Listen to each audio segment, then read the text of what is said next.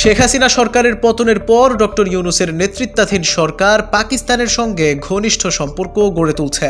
এ সময় ঢাকা ইসলামাবাদের বাণিজ্যিক লেনদেন বেড়েছে এবং কূটনৈতিক যোগাযোগের নতুন মাত্রা যুক্ত হয়েছে। জুলাইয়ের গণ অভ্যুত্থান শুধুমাত্র শেখ হাসিনার আমলের অবসানই ঘটায়নি, দেশের মানুষের মধ্যে ভারত বিরোধী মনোভাবও বাড়িয়ে তুলেছে। এরই মধ্যে পাকিস্তান থেকে এমন একটি খবর এসেছে যা ভারতের ব্যবসায়িক স্বার্থে বড় ধরনের আঘাত হানতে পারে বলে মনে করছেন বিশেষজ্ঞরা। এবার পেঁয়াজের রপ্তানি মূল্য $100 কমানোর ঘোষণা দিয়েছে শাহবাজ শরীফের সরকার, যার ফলে ভারতীয় বাজারেও এর প্রভাব পড়ার শঙ্কা রয়েছে।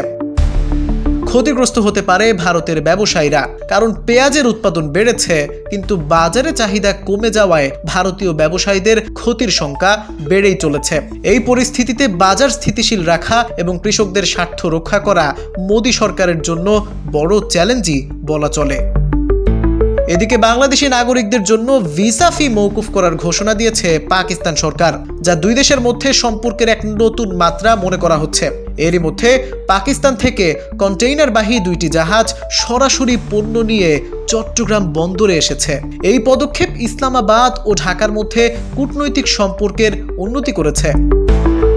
বাংলাদেশের জন্য আরও একটি সুখবর হলো federation of Pakistan chamber and commerce and industry FPCI এর 24 সদস্যের প্রতিনিধি দলের 10ই জানুয়ারি থেকে 15ই জানুয়ারি পর্যন্ত ঢাকায় অবস্থানের খবর। এরই মাঝে একাধিক বৈঠকের কর্মসূচিও রয়েছে তাদের। এর আগে এই সফরকে সফল করতে পাকিস্তানের হাই কমিশন বাংলাদেশের পররাষ্ট্র মন্ত্রণালয়ের সহযোগিতা চেয়ে চিঠি পাঠিয়েছে। পাকিস্তানের আমদানি রপ্তানি বাণিজ্য নিয়ে ইতোমধ্যেই বাংলাদেশের ডক্টর ইউনূস সরকারের সঙ্গে কাজ শুরু হয়েছে। এই সফরের সময় দুই দেশের মধ্যে একটি সমঝোতা স্মারক সই হতে পারে, যার ফলে চাল আমদানির বিষয়েও আলোচনা হতে পারে। এই সফর বাংলাদেশ ও পাকিস্তানের মধ্যে আরও শক্তিশালী বাণিজ্যিক সম্পর্কের ভিত্তি স্থাপন করবে এবং নতুন সম্ভাবনা তৈরি করবে।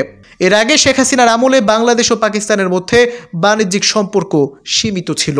তবে বর্তমানে পাকিস্তান থেকে বাংলাদেশের বস্ত্রশিল্পের কাঁচামাল, তুলা এবং সিমেন্টের কাঁচামাল আমদানি করে। অন্যদিকে বাংলাদেশ থেকে পাকিস্তানে কাঁচা পাট, পোশাক, হাইড্রোজেন পারক্সাইড এবং ঔষধ রপ্তানি হয়।